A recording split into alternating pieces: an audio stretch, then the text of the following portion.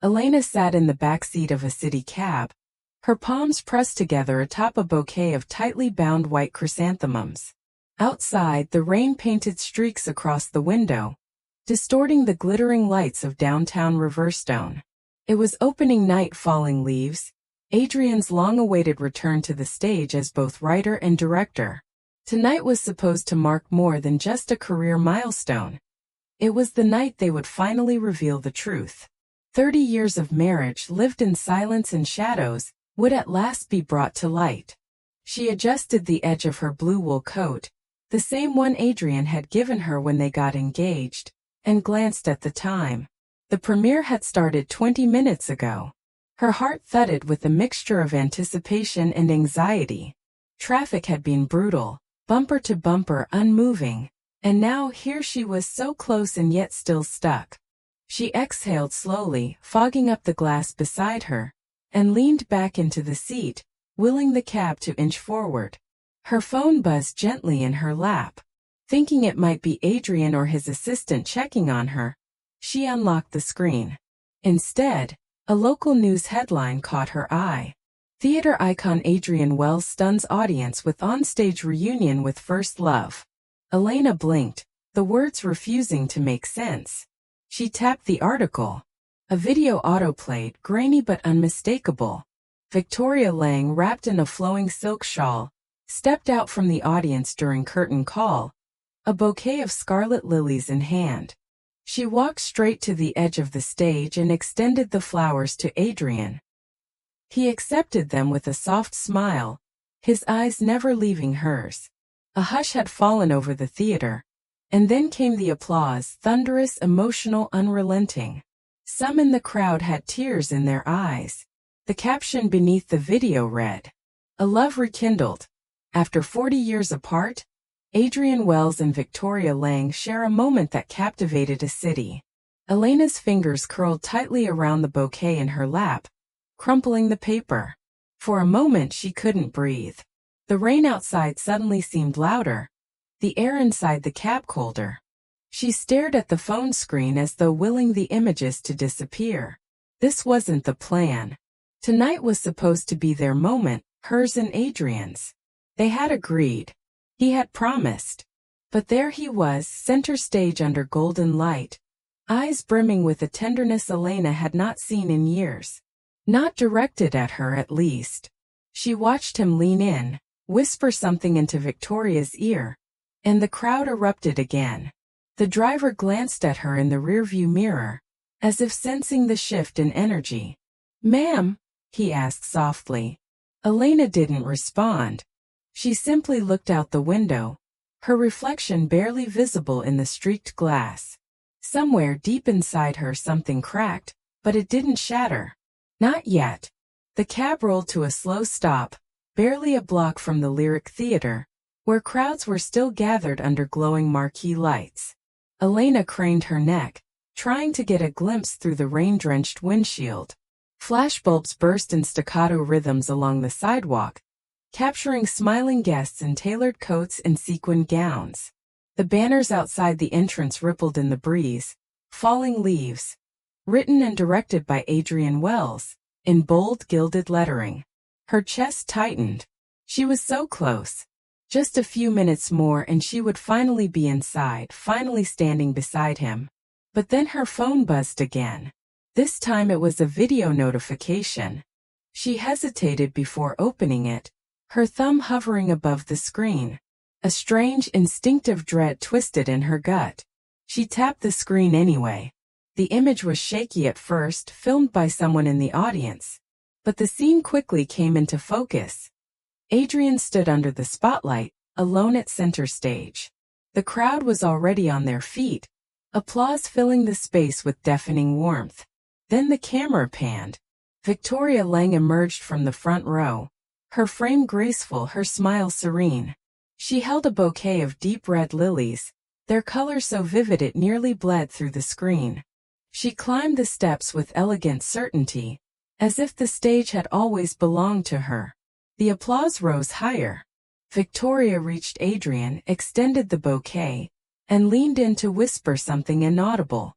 Adrian smiled, Not the practiced smile he gave to cameras or fans, but a soft, intimate one Elena hadn't seen in years. His hands trembled slightly as he accepted the flowers.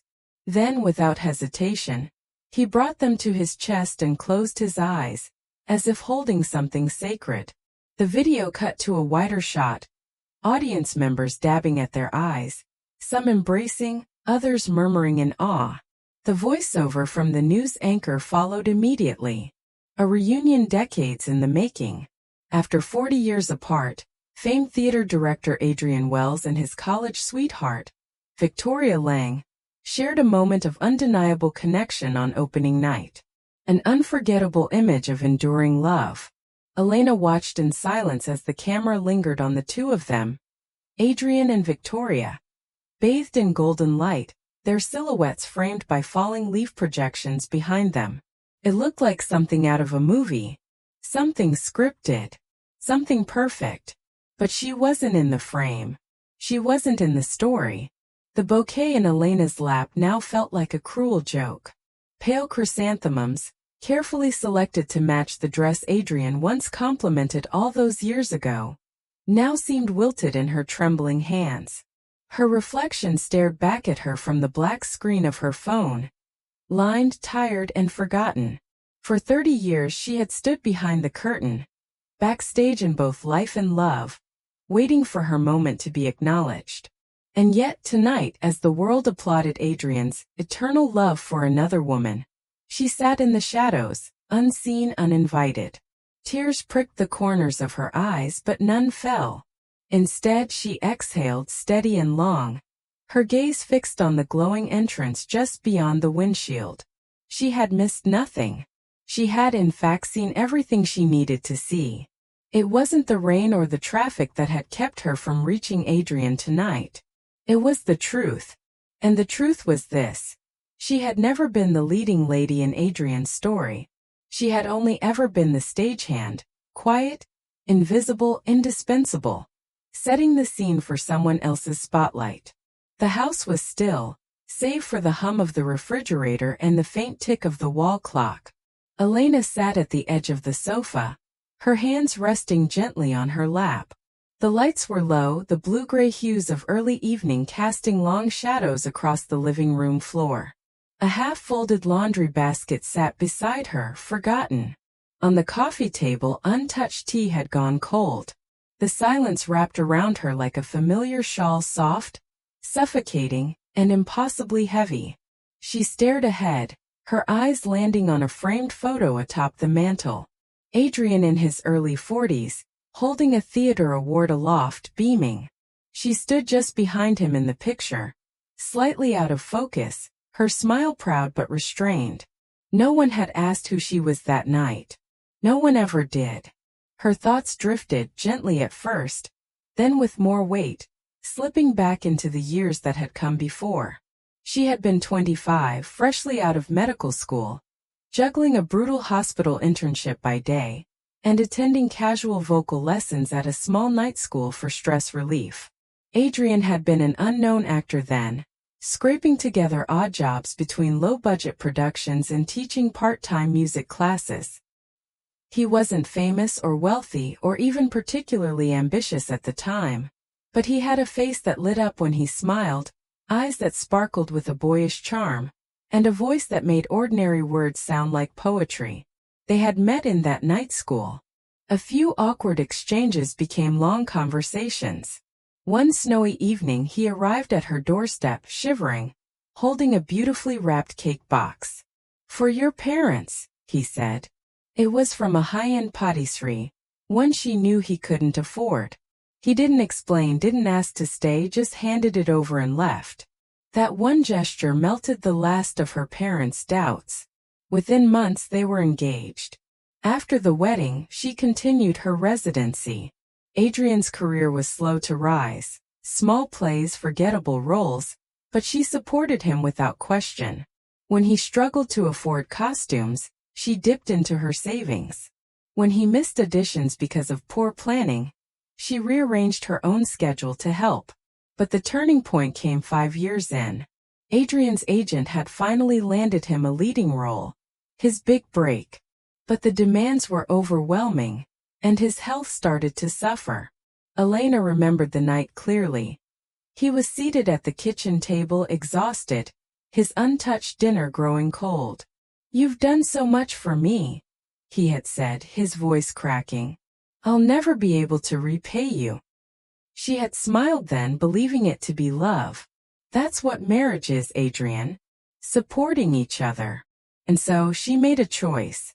She left medicine. A decade of schooling, years of sleepless nights. All for a profession she once dreamed of, and she gave it up. She became Adrian's full-time assistant, housekeeper, emotional anchor. She memorized his lines with him, prepared his meals, ironed his shirts, handled bookings, calmed his nerves before shows.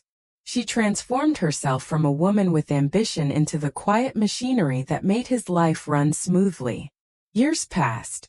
10, then 20. Adrian's name began appearing in headlines, often alongside dazzling co-stars. The whispers about Victoria never fully stopped. "They're just co-stars," he'd say. "It's only acting." Even when he missed their son's birth because of a tour. Even when Elena sat alone in the hospital, gripping the sheets in labor.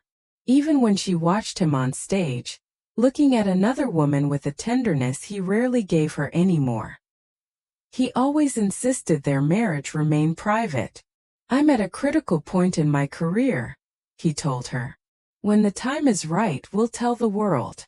She believed him. Again and again.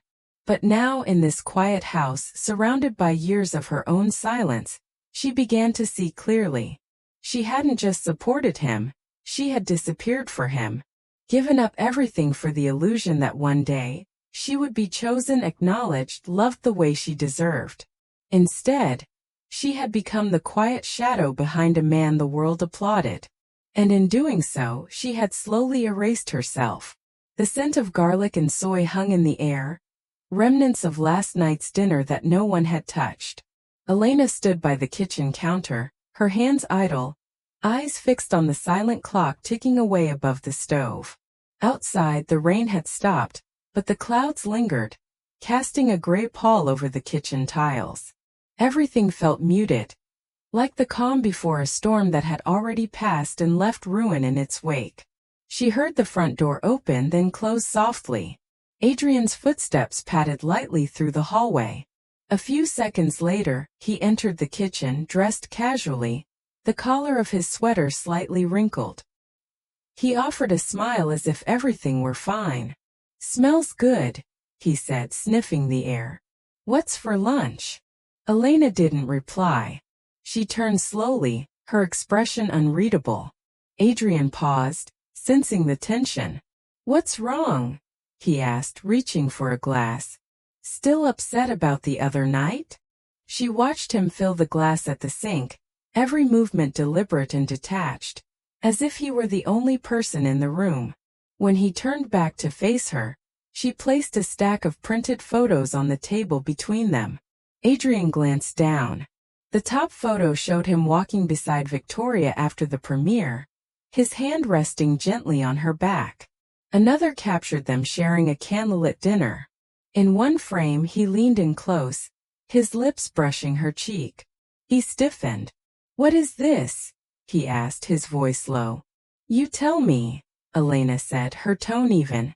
He picked up the photos, flipping through them in silence. Then, as if snapping out of a daze, he let out a short, incredulous laugh. "Did you have someone follow me?" "I didn't need to," she replied. "The internet did it for me." Adrian dropped the photos back onto the table with a sharp thud. "You're making this into something it's not. Victoria and I were just catching up. That dinner meant nothing." Elena folded her arms, her gaze unwavering. "You kissed her." "It was a friendly gesture," he snapped, stepping back. "God, Elena, can you stop acting like a jealous teenager? We're not kids anymore." His words cut deep, but she didn't flinch. She stepped forward, gently tapping the photos. "Then maybe stop acting like this is normal. Like 30 years of my life weren't worth acknowledgement." Adrian rolled his eyes, grabbing the back of a chair. This is ridiculous. I had my assistant call you because you were late. I didn't have time to explain everything. I told you we'd make it public. Just not that night. Because she was there, Elena said quietly. Silence stretched between them. Finally, Adrian's voice softened, pleading. Elena, don't turn this into a fight. You've always understood me. That's what I love about you. You don't make drama. She shook her head slowly. No.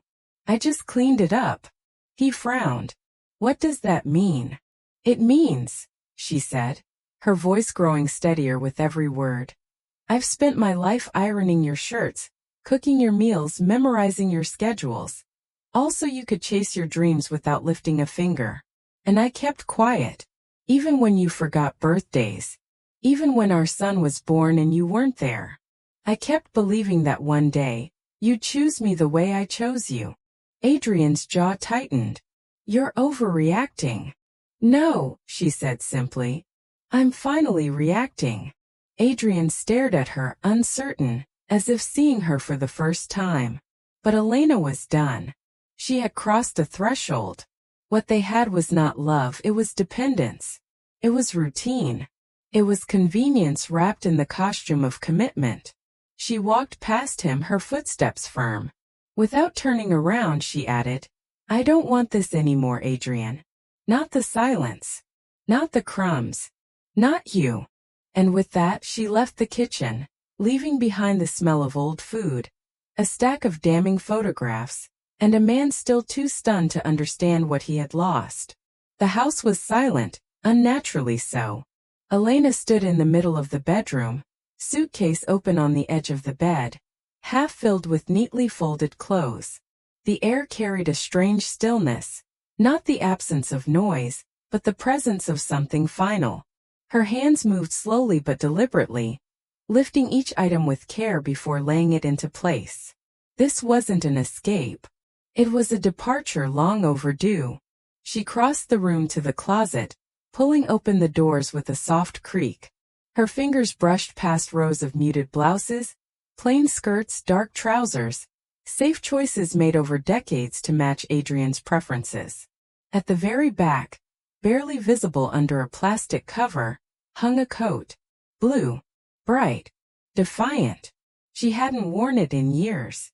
She remembered the day she bought it, a rare afternoon to herself during their early years of marriage.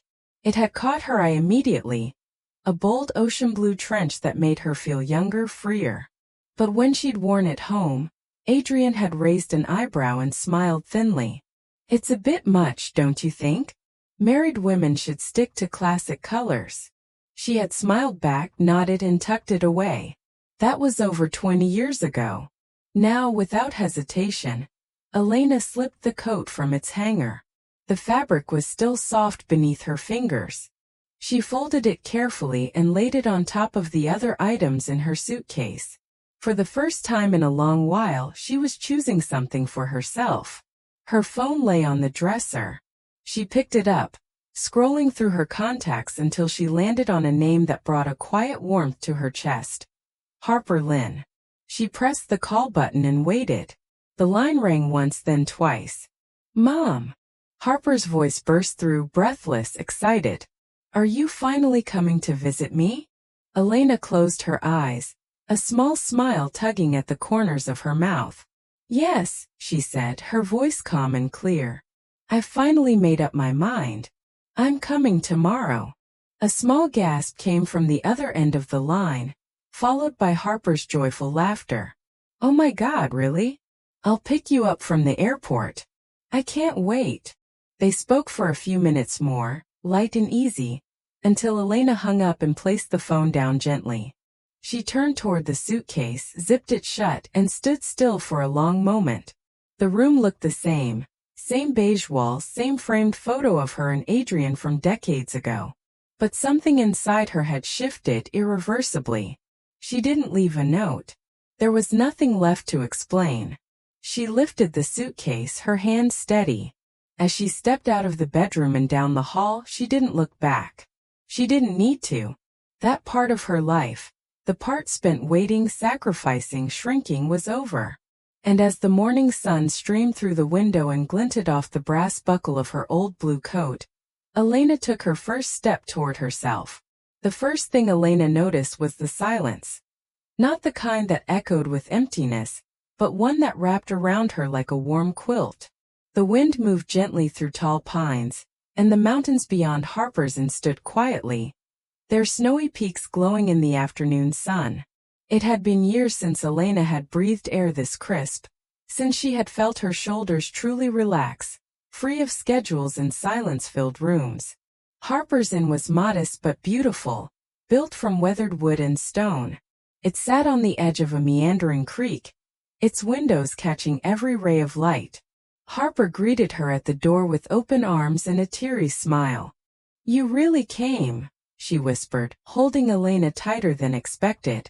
"I told you I would," Elena replied softly, her voice steadier than it had been in weeks. The days passed quietly at first. Elena spent mornings sipping tea on the porch, watching deer cross the meadow below. She helped Harper fold laundry, prepare breakfast for the few guests, and organize books in the reading nook. Each evening they shared stories by the fire, laughing over things that once would have seemed too small to matter. There was no schedule to keep, no roles to fill. Here she wasn't someone's wife or mother. She was just herself. One afternoon, Harper mentioned a nearby elementary school, small, underfunded, and in desperate need of support. Elena's curiosity stirred, and a few days later, they drove down the mountain to visit. The school was little more than a handful of classrooms and a small library with cracked windows and shelves of worn books. The principal, a kind woman with silver hair and tired eyes, greeted them with a handshake that lingered with gratitude. Inside one classroom, Elena watched as a group of children shared a single textbook between them, heads bent in quiet concentration. Their eyes were wide, curious. Their voices, when they answered the teacher's questions, were bright and eager. Something inside her stirred. Something that had been buried for decades. That night, Elena sat by the fire, staring into the dancing flames. She thought of the years she'd spent serving silently, of the ambition she once had as a young medical student, and of the sense of purpose she had long since abandoned. For so long she had poured every drop of herself into others, only to be forgotten. Now she had a chance to pour into something that mattered. Within a week, she donated a significant portion of her divorce settlement to the school. The principal called her personally, voice trembling with emotion. "You've given these children more than new books," she said. "You've given them a future." Elena began visiting regularly. She helped tutor students after class, organized reading sessions in the small library, and told stories about distant cities and wild dreams. One day, a quiet little girl tugged at her sleeve and asked, "How do you know what you want to do when you grow up?" Elena knelt beside her, smiled, and replied, "Sometimes you don't. But when you find something that makes you feel alive, like helping others or seeing someone smile, that's when you know you're on the right path." And as spring bloomed slowly across the Colorado hills, Elena felt herself bloom too. She began to laugh more freely, to sleep soundly. She picked wildflowers, took long walks, and began snapping photos. Not to share or document for someone else, but just to hold on to the beauty she now allowed herself to see. For the first time in decades, Elena wasn't waiting for someone else to choose her. She had chosen herself. And in the quiet joy of that decision, she found peace. It started with a comment, buried under dozens of glowing posts about Adrian and Victoria's so-called rekindled love story. A curious follower had asked, "Why does it feel like there's more to this?" The question was innocent enough, but the internet never lets questions go unanswered for long. Within days, someone had uncovered old photographs. A few eagle-eyed fans noticed inconsistencies in Adrian's past interviews, and soon, the pieces began falling into place like dominoes tipped by truth. One user found a blurry snapshot of Adrian and Elena at a private gala from over a decade ago, arms linked. Another shared screenshots from Jack's now-deleted posts. Family dinners where Elena stood beside Adrian, smiling softly in the background. Threats emerged with dates, timelines, theories. Then came the truth. Adrian Wells had been secretly married for 30 years to a woman the public never knew existed. A woman who had stood by him through obscurity and fame, raised their son and sacrificed her own career for his rise, only to be hidden in the wings. The backlash was immediate and fierce. He let her disappear for him. 30 years in the dark, and he takes a bow with another woman? This isn't love. This is betrayal. News outlets that had once praised Adrian for his artistic genius now turned their headlines sharp and unforgiving. Think pieces circulated, dissecting how women's sacrifices are romanticized when quiet, but disregarded when inconvenient. Feminist voices amplified the story, calling Elena a symbol of erasure, and Adrian a product of male entitlement dressed in charisma. Meanwhile, in the quiet mountain town of Pine Hollow, Elena scrolled through the articles with calm detachment. The photos, the headlines, the flood of sympathy from strangers. It should have overwhelmed her, maybe even vindicated her. But instead it left her oddly still. She didn't need their outrage. She didn't need to be seen as a tragic heroine or a cautionary tale. She had already made peace with the past before the world had caught up. Then one quiet evening her phone buzzed. A number she hadn't saved, but instinctively knew. She hesitated, then answered. Elena. Adrian's voice came through, raw and hesitant. You've seen what's happening, right? Yes, she said simply. A pause. Then, I've been thinking. About everything. About us. His voice cracked. I made mistakes. I thought I was doing the right thing, but I see it now. I shouldn't have. He stopped himself. Let's try again. Let's start over. Please. Elena sat still, the firelight casting shadows across the room. For a moment she could hear the old version of herself, the one who would have melted at the sound of his regret, who would have believed that love required endless understanding, that it was noble to forgive quietly and stay. But that woman was gone. No, she said, her voice steady, almost gentle. You're not asking because you love me. You're asking because the world finally saw what you did, and now you want to fix the image. Elena, it's not like that. Yes, it is, she interrupted, not unkindly. You didn't come for me when it mattered. Not when I gave up my career, or when I cried alone after Jack was born, or when you stood on that stage with someone else while I sat in a cab in the rain. Now it's too late. He went quiet on the other end. For a moment all she could hear was his breathing, uneven, wounded.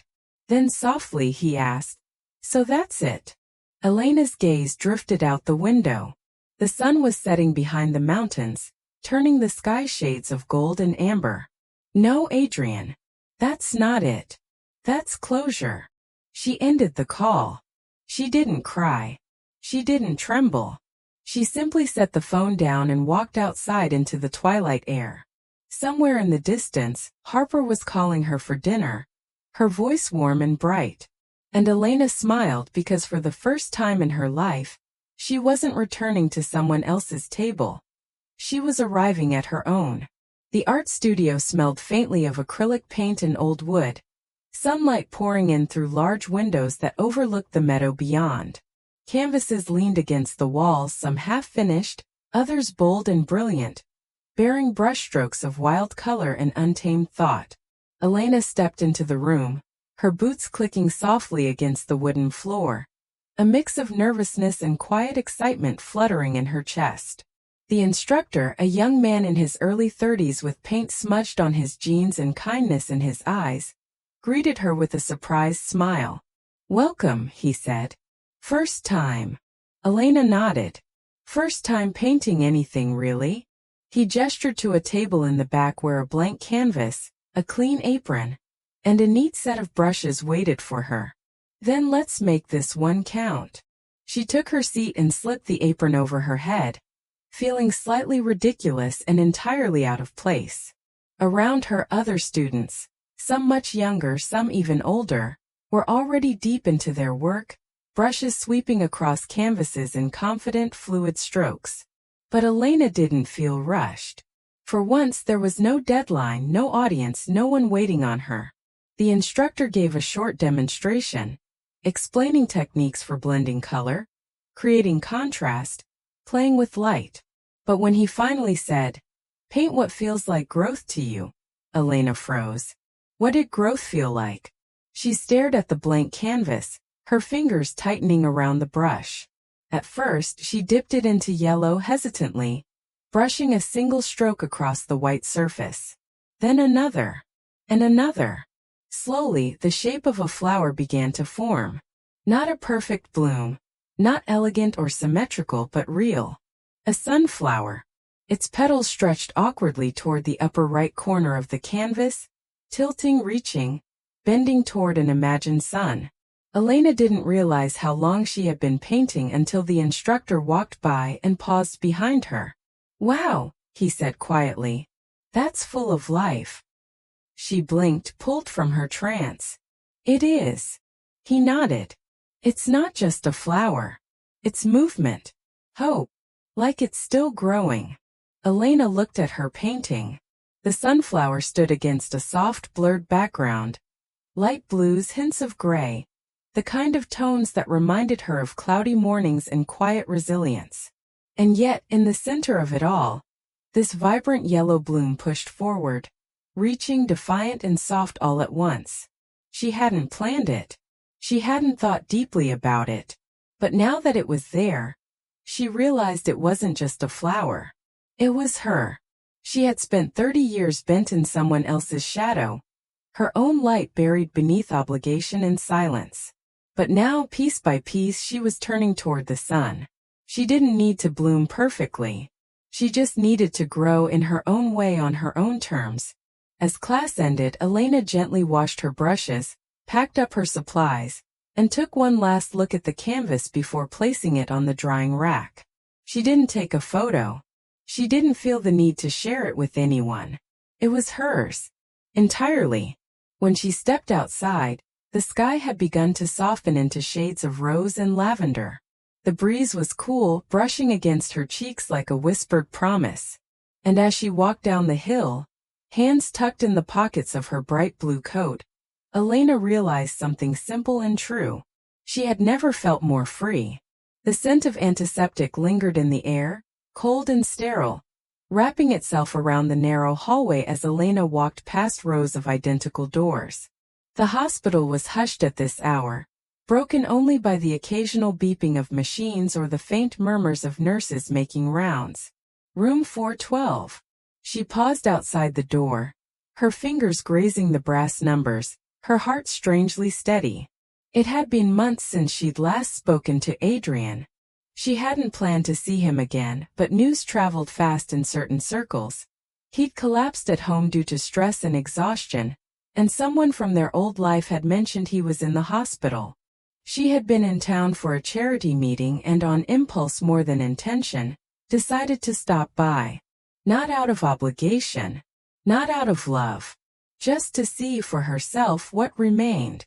The room was dimly lit, the blinds drawn, shadows curling around the edges of the bed. Adrian lay motionless beneath the crisp white sheets, thinner than she remembered, his once charming face hollowed by time and wear. His hair had gone almost fully gray, and his eyes, when they opened and landed on her, widened with a flash of disbelief. "Elena," he breathed, voice raspy. "You came." She stepped inside, saying nothing at first. The room was quiet except for the rhythmic hiss of the oxygen tank and the soft rustling of a breeze through the partially open window. "I wasn't planning to," she admitted. "But I was nearby." Adrian tried to sit up straighter, wincing slightly, but managed a weak smile. "Still so practical," he whispered. "You haven't changed." Elena didn't respond. She pulled the guest chair closer to the bed and sat down, smoothing the fabric of her coat. Her eyes scanned the small tray table beside him. Half-eaten broth, a dog-eared book, a phone that hadn't lit up in a while. There were no flowers, no cards. "How have you been?" he asked after a beat, as if the question wasn't too little too late. I'm well, she said simply. Living in Colorado now. He nodded slowly, eyes drifting toward the window before turning back to her. You look different. Happier maybe. Stronger. She tilted her head. I am. There was another silence, thicker this time, laced with something unspoken. Finally, Adrian drew a shaky breath and asked, if I hadn't stood with her that night, if I had waited for you on that stage instead, do you think we would have ended up differently? Elena looked at him for a long time. He looked smaller now, not just physically but in spirit. The once larger-than-life man she had revolved her world around had become a quiet echo of himself, a man looking back instead of forward. She answered softly but firmly, no, the problem wasn't that night, Adrian. It was the 30 years before it. He blinked, stunned into silence. For 3 decades I gave you everything, she continued, voice calm. My time, my career, my identity. I lived in the margins of your life while you stood in the spotlight. And I did it because I believed in you. In us. But love isn't supposed to erase someone. And that's what I let happen to me. Adrian's eyes shimmered, the weight of her words settling in like dust on a windowsill. You always said we'd go public when the time was right, she added. But the truth is, the time was never going to be right because it was never about timing. It was about choice. And you never chose me. Not really. He opened his mouth, then closed it again. Whatever words he wanted to offer were too late, too hollow. Elena stood slowly, smoothing her coat once more. I'm not angry, Adrian. Not anymore. But I'm also not coming back. He looked up at her, desperation flickering in his eyes. Will you visit again? She met his gaze, steady and unmoved. Our lives have gone in different directions. I wish you peace, but I've already found mine. As she turned to leave, the light from the hallway spilled into the room, casting a warm glow across the floor. She paused for just a moment, then stepped out, letting the door close gently behind her. And with that, Elena walked away, not out of bitterness, but with the quiet grace of someone who had finally chosen herself. The laundry fluttered in the wind like sails at sea, clean white sheets dancing against a backdrop of sun-dappled hills. Elena stood in the courtyard, a woven basket at her feet, carefully lifting a freshly dried sheet from the line. The scent of sunlight and lavender clung to the fabric, and the breeze played softly through her silver-streaked hair. There was a calmness in the air, one that had settled into her bones over the past few months. It was the kind of peace she had never known before, earned, not given. As she reached for the next sheet, a sound caught her attention. The low rumble of a car pulling into the gravel driveway. She turned slowly, eyes narrowing against the sun. A black sedan came to a stop near the porch. The driver's door opened and Jack stepped out, awkward in his stance, his brows knit in uncertainty. Adrian followed moments later, thinner, quieter, his steps hesitant. Elena, Adrian called, his voice softer than she remembered. We came to take you home. Jack stood beside him, shifting uncomfortably. Mom, he said, can we talk? Just for a minute. Elena didn't move. She placed the last sheet gently into the basket and dusted her hands on her apron. The golden light bathed the courtyard, turning everything into a watercolor of warmth. For a moment, the only sound was the rustling of leaves and the quiet rhythm of the mountain breeze. There is no home to go back to, Elena replied, her voice calm, unshaken. That chapter is over. Adrian stepped forward. We made mistakes. But we can fix it, rebuild what we had. We still have time. She studied him for a long moment. This wasn't the man who had once commanded rooms with ease and charm. This was someone unsure, trying to undo years of silence with a single plea. Jack, too, looked smaller somehow, caught between what he'd always known and what he was just beginning to understand. You didn't come here for me, she said gently. You came for yourselves. You want to feel better, to undo the discomfort of regret. But I've already done the work of healing. I've stitched myself back together piece by piece, and I did it without either of you. Jack opened his mouth, but no words came. Adrian's shoulders slumped. Harper stepped out onto the porch, her gaze firm and protective. Jack looked at her confused. Who is she? She's my daughter, Elena replied, her eyes softening as she glanced at Harper. Maybe not by blood, but in all the ways that matter, she's family. The silence hung heavy. Neither Adrian nor Jack knew what to say. Elena picked up the basket of sheets and turned toward the porch. The light behind her stretched long, casting her shadow ahead like a ribbon leading toward a future entirely her own. As she stepped past them, she paused. Life doesn't end at 60, she said, her voice quiet but resolute. It begins when you finally live for yourself. And with that, Elena walked back inside the inn, into the golden light, the scent of clean linen and mountain air trailing behind her like a banner of quiet triumph. She didn't look back. She didn't need to. She had already arrived exactly where she was meant to be. In 2025, the story of Elena serves as a timely reminder of the quiet power in reclaiming one's identity, especially in a world where women, particularly those past a certain age, are still often expected to shrink themselves for the comfort of others. It resonates deeply in an era where discussions around emotional labor, invisible sacrifices, and gendered expectations in relationships are finally gaining visibility. Elena's journey teaches us that it is never too late to choose yourself. For decades, she gave everything, her career, her dreams, her voice, to support a man who never fully saw her. Her story is not about revenge or bitterness, but about clarity and courage. The courage to walk away not in anger, but in peace, not to destroy, but to rebuild. As we navigate the complexities of modern relationships in 2025, balancing careers, caregiving, ambition, and love, this story urges us to ask difficult but necessary questions. Are we being valued, or merely useful? Are we partners, or are we just convenient fixtures in someone else's life? Elena's refusal to be erased, even after years of being overlooked, reminds us that dignity isn't something given by others. It's something we choose to hold, regardless of age, status, or history. Another powerful takeaway is the contrast between appearance and truth.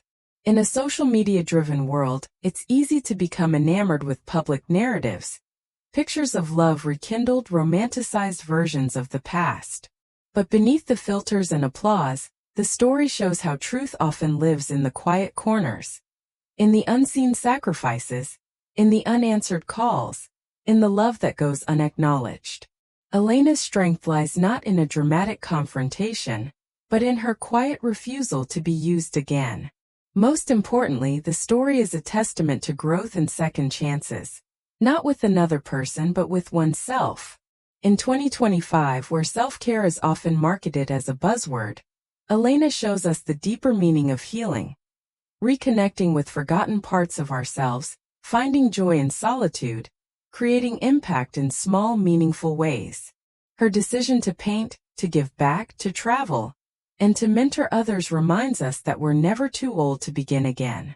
Her story is not a tragedy, it's a liberation. And for anyone who feels unseen, it offers this quiet promise. It's never too late to come home to yourself. After journeying with Elena, from the quiet shadows of a hidden marriage to the golden light of her rediscovered freedom, we now turn to you, the audience. You've witnessed her sacrifices, felt the ache of her heartbreak, and stood with her in the moments when she chose silence, resilience, and finally liberation. For 30 years, Elena gave everything she had to a man who never fully acknowledged her. She disappeared into the background of someone else's story, believing that love meant self-erasure. But in the end, she found the strength to walk away, not out of bitterness but with grace and clarity. Now the question remains, what should Elena do next? Should she continue building her life in the mountains, creating a space where she can teach, paint, and inspire others who have also been overlooked? Should she write her own memoir, telling her story to the world so others can find strength in her journey? Perhaps she could travel across countries she once only dreamed of visiting, experiencing life not as someone's shadow, but as her own sun. We want to hear your thoughts. What does Elena deserve after a lifetime of quiet endurance? How should she write the next chapter of her life? A chapter that belongs solely to her. This is a woman who, at nearly 60, refused to accept that life was already behind her. Instead, she chose to begin again, to bloom like the sunflower she painted, bent but not broken, reaching for light. Your voice matters. Share your reflections on Elena's journey. Offer her your support, your advice, your hopes for her future. If you've ever faced a moment like hers, where you had to walk away from something that no longer served you, tell us how you reclaimed your voice. This isn't just Elena's story. It belongs to everyone who's ever been unseen, unappreciated, or underestimated. Let's honor her courage not just with applause, but with real conversation. Let's imagine with her, for her, and perhaps even because of her, what a full, unburdened, and joyful life can truly look like. The curtain has closed on Elena's old life. What happens next is still unwritten.